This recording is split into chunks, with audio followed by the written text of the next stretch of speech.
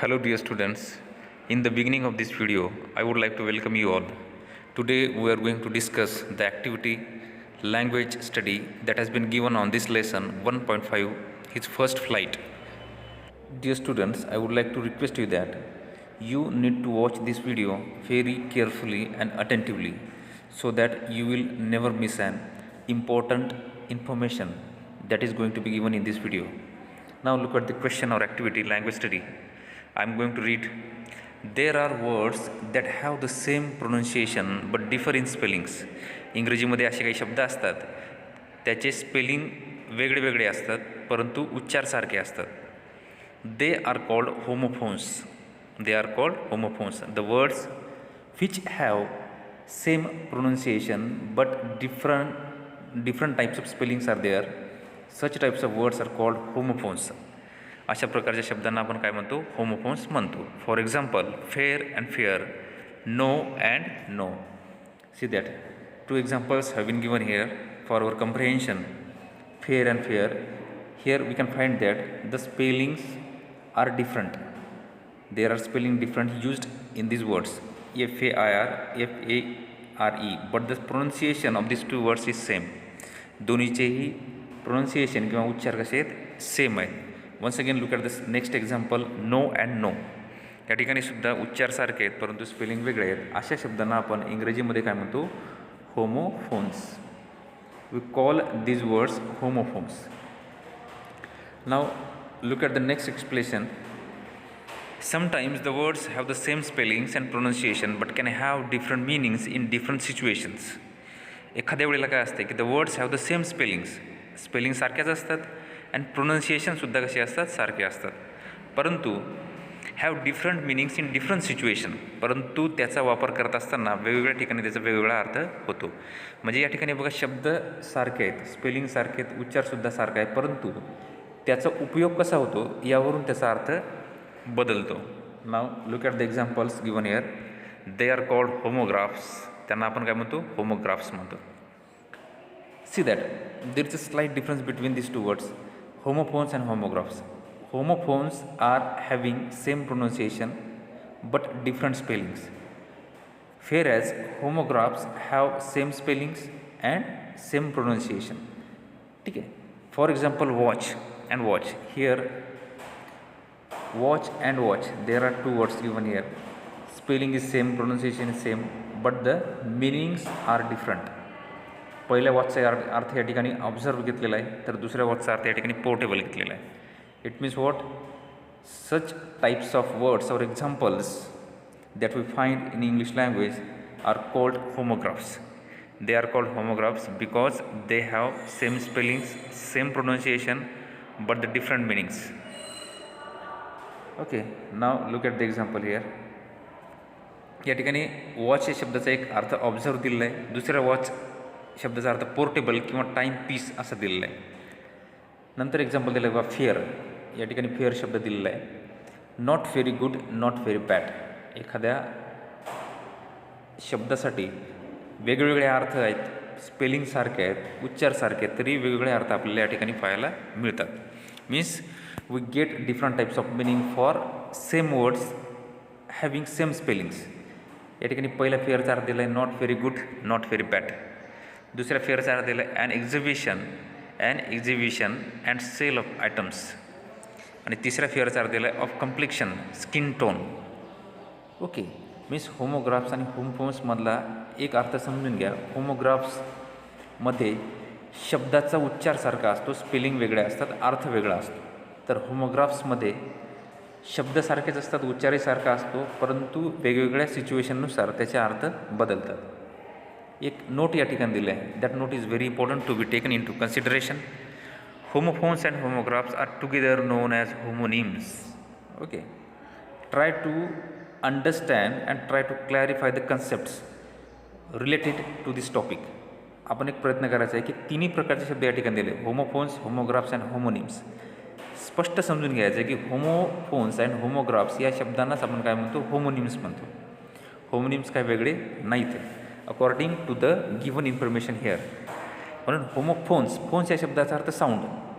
Okay, homophones. Homo means same here, the meaning of homo means same किंवा सारखा, आणि phones means sound, सारखा sound असणारा शब्द, सारखा उच्चार असणारा शब्द, म्हणून त्याला होमोफोन्स म्हणतो. आणि होमोग्राफ्सचा अर्थ स्पेलिंग सारखी असणे. ग्राफ्स म्हणजे डायग्राम. आता या ठिकाणी ग्राफचा अर्थ आपण अक्षर समजू किंवा अल्फाबेट समजू. ज्या ठिकाणी अल्फाबेट सारखे असतात, अर्थ वेगळे असतात, अशा शब्दांना आपण होमोग्राफ्स म्हणतो. Okay. Give the homophones of the following. Give the homophones of the following. ठीक आहे. या ठिकाणी बघा, पहिला शब्द आहे blue. Next word is here bear. See word beat, D2 and E sun. So we are going to find out the homophones for the given words. Here the first word is blue, and we know the meaning of this word blue. Blue means nila. Now another word as a homophone for this word is blue, B-L-E-W, B-L-E-W. And the meaning of this word is blue. See that this is the past tense of blow, B-L-O-W. B-L-O-W म्हणजे blow या शब्दाचा तो blue काय past tense आहे. Okay. Blow means वाजवणे वगैरे होते. त्याचप्रमाणे ब्ल्यू हे त्याचं पास्ट टेन्स आहे. म्हणजेच या ठिकाणी B-L-U-E आणि B-L-E-W this will be the homophones for the given words, that is blue and blew. Now look at the next word bear here. Okay. The meaning of this word is bear. The meaning of this word bear means सहन करणे होते. आणि बियरचा अर्थ दुसरा beer बघा जो homophones म्हणून use करतो, B-E-E-R. B-E-E-R. Beer means it's a sort of a drink. Okay. We all know that beer. Now look at the third word beet. The meaning of this word is beet means जे आपण जेवणासोबत खातो वगैरे, red colour beet, that is beet. आणि दुसरं bit B-E-A-T. Bit म्हणजे मारणे वगैरे. ओके. किंवा बीट्स, हार्ट बीट्स वगैरे म्हणतो आपण, like that. Means there is a beat, B-E-A-T. This is homonyms for the given word. Now look at the D2, T-O, and the next word that is found in English is T-O-O. Now look at the last word sun, S-O-N, and the homonyms for the sun is S-U-N, sun. Okay, means in this way we have tried to collect some of the homophones for the given examples. Okay, now look at the next question. Find from the lesson the homophones of the following. Find from the lesson the homophones of the following. Pick the homophones from the text.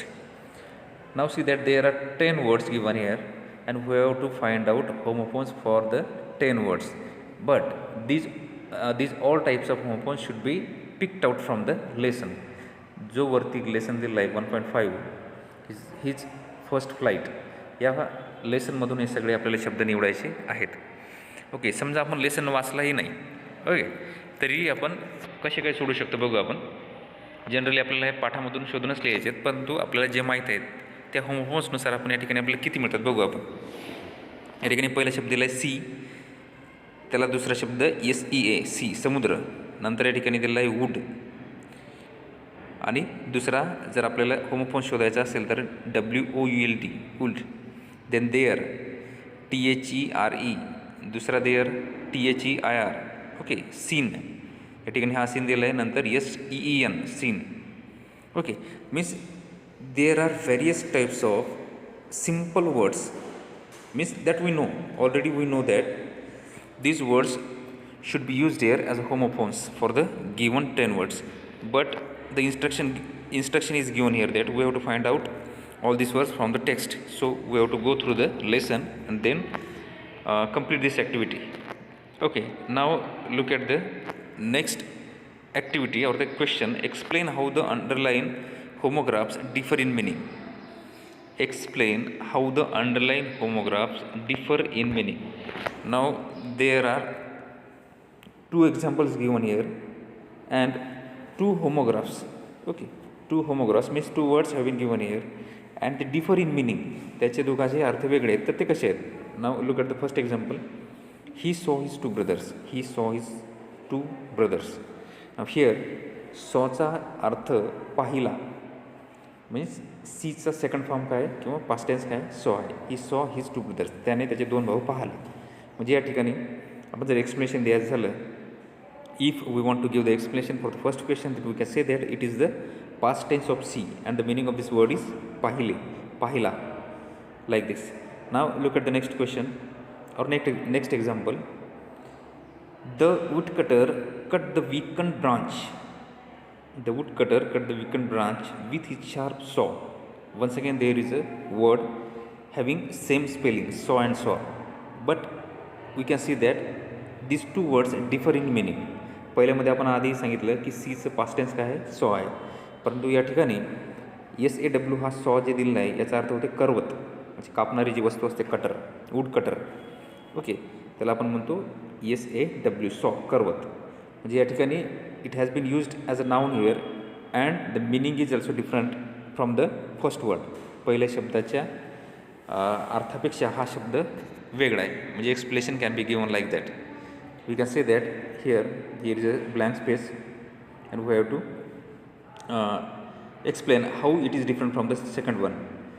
In the first explanation we can say that it is the second form of the see or the past tense of the see, and in the second sentence we can say that it is a sort of a tool that cuts the wood. Okay, now look at the next example. The bird injured his wings. The bird injured his wings. Here wings means pankha. Okay, then look at the next question. He lives in the C wing of the building. आणि या ठिकाणी spelling सारखीच आहे, फक्त या ठिकाणी अनेकवचन दिलं आहे, वरती खाली सिंग्युलर फॉर्म दिलेला आहे, परंतु विंगचा यार अर्थ काय, बिल्डिंगमधला एक भाग. ओके, म्हणजे स्पेलिंग जरी सारखी असेल, उच्चार जरी सारखा असेल तर अर्थ वेगळा असतो. अशा शब्दांना आपण काय म्हणतो, होमोग्राफ्स म्हणतो. ओके, बाकीचे हे जे दोन गोष्टी आहेत, दोन प्रश्न आहेत, हे आपण स्वतः तुम्ही सॉल्व करू शकता by finding out the meanings in dictionary if you don't know. Okay, जर तुम्हाला माहिती असेल तर डिक्शनरीमध्ये याचे अर्थ पाहून तुम्ही होमोग्राफ्स कसे आहेत आणि how they differ in meaning we can explain that. Okay, now look at the next question. Read the following sentences carefully, underline the words and find out the tenses in the sentences. There are 5 sentences given here, just we have to find out the tense. आपल्याला फक्त या वाक्यामधले फक्त tense ओळखायचे. Okay, tense ओळखत असताना तुम्ही simple present tense, simple past tense, continuous, perfect, imperfect याप्रमाणे सांगायचे. Okay, now look at the first sentence. The sun was now ascending the sky. The sun was now ascending the sky. What types of tense is found in the first example? If you know the formulas of the tense, we can easily give the answer of the question.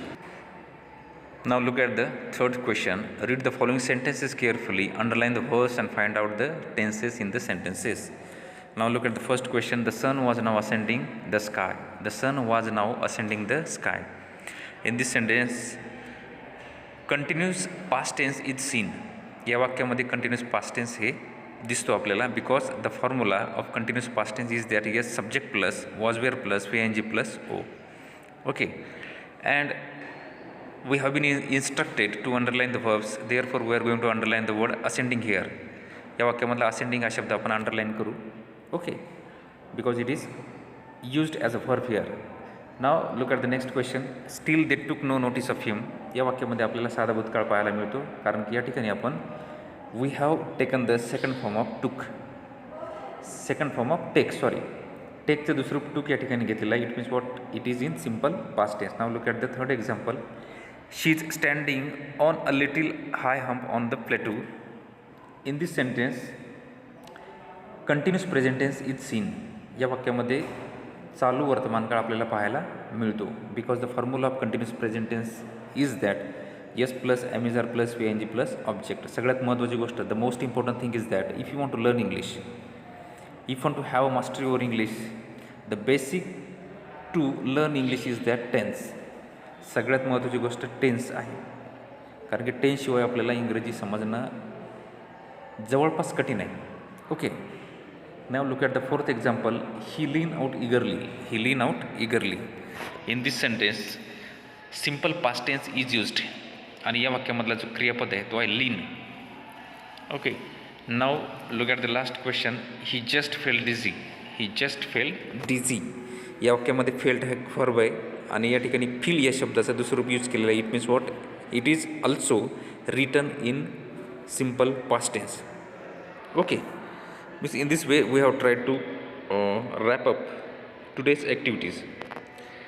The remaining part of this activities will be taken in the next video because this video will be a little bit lengthy. So in this way we have tried to wrap up all the activities in this video. If you like this video, just do share with your friends. If you are new on the channel, then do subscribe our channel and hit the bell icon so that you will never miss an update. Thanks for watching.